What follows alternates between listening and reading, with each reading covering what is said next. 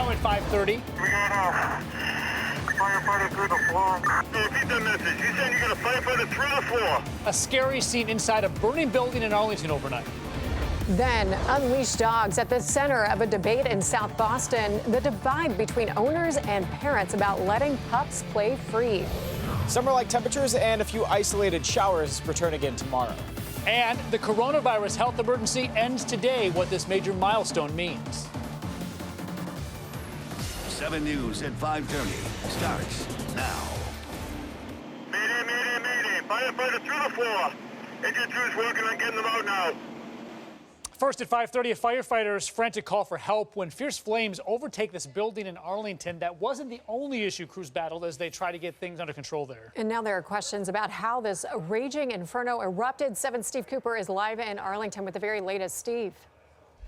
Commander Fire, mayday, mayday, mayday. Tense moments when a firefighter falls through the floor as fierce flames rip through this multi-use building on Dudley Street in Arlington overnight. He was able to get himself out fairly quickly. He's not injured. He continued to work. He's fine. Firefighter jumping back into action to help battle the roaring flames from the stubborn 3-alarmer. The chief says no one was inside of the building, home to a bike shop, an electrician, and a machine shop. There's rubber tires, varnishes, paints, all sorts of stuff in there. There's very stubborn fire. The blaze ripping a gigantic hole through the roof. A woman living next door telling us she was evacuated, and it was a smoky, scary scene. It's very scary.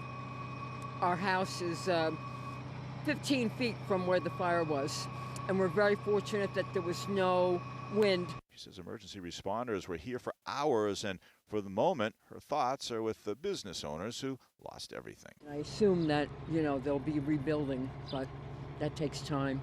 Insurance adjusters still tallying up all the damage left behind here. Meanwhile, a huge sigh of relief that no one was hurt and the cause of the fire remains under investigation. In Arlington, Steve Cooper, 7 News. We're following some breaking news right now. Former President Donald Trump is appealing the $5 million judgment awarded by the jury that found him liable for sexual abuse and defamation. That's according to CNN. That civil case was brought by writer E. Jean Carroll, who alleged Trump raped her in a New York department store back in the 90s. The jury rejected the rape claim, but found Trump liable for battery and defamation. And there is more breaking news. CNN is reporting the man accused of putting a New York City subway rider in a chokehold, killing him, is expected to turn himself in tomorrow. The DA there is moving forward with a manslaughter charge. The death of Jordan Neely earlier this month sparked protests throughout New York City. Also on 7, canine concerns in South Boston after a dog bit a young girl. Some say pups are being allowed to run free at a popular park, and it's sparking a dog debate. Community leaders are urging people to be responsible, but pet owners are looking for some leash leeway. 7's Amanda Crawford has the story. We're doing our best to get more dog parks here in South Boston, but I also need you to be a good neighbor to make sure that your dog is leashed in the interest of little kids. A debate over leashing in South Boston. A dog bit a 4-year-old girl at Medal of Honor Park last month, and that dog was not on a leash. The girl's mother is joining animal control and council members Wednesday to talk to dog owners in the neighborhood, asking them to keep their pups on a leash. I'm not anti-dog by any means, but I should be able to walk across the park with my child without the expectation that a dog is going to come running after my child and bite them. Under Massachusetts law, dogs must be on a leash unless they're on private property. There are 3 dog parks in the South Boston area, but dog owners say they're not ideal, driving them to use other open spaces. It's basically a glorified litter box. It's very unsanitary. It's highly overrun by overactive dogs that are not with their owners. Dog owners are hoping to find middle ground to keep kids safe and their dogs happy. I'm sorry that an incident had to happen to get to this point, and I'm so sorry that you feel like we're not being respectful neighbors. But if we could potentially work together to get the resources to enable us to enjoy the space and cohabitate, I think both parties would be very happy. Boston Police and Animal Control will be doing regular patrols in South Boston to make sure leash laws are being followed. In the newsroom, Amanda Crawford, 7 News. Students in Marlboro were back on the bus today. The school bus driver strike is over. The drivers' union says it came to an agreement with the bus company late last night. The two sides were negotiating over better wages. Many students in Marlboro have gone without buses since Monday. New here at 5:30, a local congresswoman applauding the vote by an FDA panel to support expanding access to birth control. Yesterday, FDA advisors voted unanimously to approve the first ever application for an over-the-counter birth control pill. The FDA is expected to make a final decision surrounding the issue this summer. Congresswoman Ayanna Pressley says she hopes the agency moves quickly to put this pill on store shelves. So we applaud this unanimous recommendation, and we urge the FDA to follow the science, trust the experts, and to move swiftly to make birth control available over the counter without delay. It will be life-changing for millions, and it represents a major step forward in our fight to affirm folks' fundamental right to bodily autonomy. Congresswoman going on to say while she's pleased with the vote, she does have some concerns the pill could be hard for some to access if approved. To the coronavirus recovery now. It's the end of an era. After 3 long years, the public health emergency in the U.S. is coming to an end. Experts weighing in tonight on the decision to let that declaration expire. For more than 3 years, the COVID-19 pandemic has impacted aspects of everyday life for people all over the world. The United States got hit particularly hard by this pandemic. There's all sorts of reasons for that. But one of the big ones is that we were not very healthy going into this pandemic. But as of today, the COVID public health emergency has come to an end.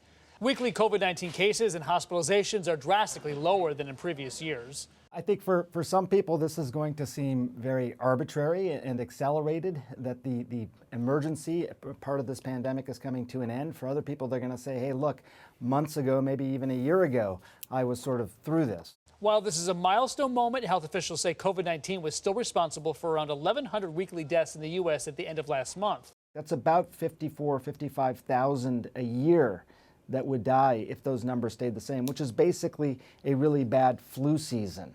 We could do better, but that's where we are right now. But experts say the U.S. and much of the world has developed the tools to fight the virus. There's no reason anyone should die of this disease anymore. We have the technology to prevent that from happening. The World Health Organization ended its global health emergency status for COVID-19 last week. An mRNA vaccine that programs the body to fight pancreatic cancer is showing early signs of success. The personalized cancer vaccine is being tested by BioNTech. That's the company that teamed up with Pfizer to make the COVID vaccine. This new cancer vaccine is tailored to each patient's tumor by extracting it and using genetic code from the tumors. 7 News spoke with the Dana-Farber Cancer Institute on just how important this study is. This is the first study that tested personalized cancer vaccines in a type of cancer that we typically think of as not very responsive to immunotherapy. So far, 16 patients completed the pancreatic cancer vaccine study, and half of them, the cancer did not return. The FDA is paving the way for more gay and bisexual men to donate blood. The agency is creating new screening questions to reduce the risk of transmitting HIV. All potential blood donors will now be asked the same questions regardless of gender or sexual orientation. The FDA's new rules will be in line with other countries, including the UK and Canada. Peloton is recalling more than 2 million exercise bikes because of safety concerns. The U.S. Consumer Product Safety Commission issuing a recall this morning, telling owners of Peloton bikes with model number PL01 to stop using the bikes immediately. The company says the adjustable seat could break during use and injure the rider. On 7 News now, members of the Massachusetts State Police Force coming together to honor a fallen trooper at Gillette Stadium today. Trooper Tamar Bucci, she was killed in the line of duty. The 34-year-old died in Stoneham last year when she pulled over to help a motorist on I-93. And today, state police are keeping her memory alive by doing burpees and acts of service. 7's Madi Salazar tells us how important this is for her family. Massachusetts State Police got down for their first set of burpees for Bucci today, kicking off their multi-state Acts of Kindness tour at Gillette Stadium to honor the legacy of fallen trooper Tamar Bucci. It's tough. It's never easy to lose any colleague or trooper ever, and so it kind of does hit home. And so this is just a really emotional event for all of us. Bucci was killed in the line of duty in March of last year while trying to pull over to help another driver on I-93 in Stoneham. Oh, say, can you see? At a ceremony today, dozens of state police troopers marched, sang the national anthem, and talked about Bucci's life. Her family overwhelmed with pride. For Tamar, she wanted to make a difference, and that is truly what, the 85th is trying to do in getting things started and doing acts of kindness in honor of Tamar and in her memory. So we're very, very proud. They've been there from the beginning with us. They said from the beginning they'd have our back, and they have. They've been there every step of the way for us. Their first act of kindness at Mass General Brigham Center for Sports Performance and Research this morning. Troopers thanking healthcare workers for their dedication. Her parents saying this would have been important to her. We are very, very grateful and thankful, and Tamar would be very proud that they are truly remembering her and honoring her in this way. And just like they did here at Mass General Brigham, they'll be doing burpees at every stop. Their next one is at Washington, D.C., where on Monday, Bucci's name will be added to the National Law Enforcement Memorial. From Foxborough, Mari Salazar, 7 News. So ahead here at 5:30, a local man running into some appliance issues. When the money he needed for repairs was sent to the wrong account, Solver 7 stepped in to help. Summer-like temperatures today. They're back again tomorrow. We'll have your forecast ahead. Then ahead at 6 o'clock, a manhole explosion does damage in Somerville. Windows blown out and residents left feeling rocked. It's all coming up right here on 7 News.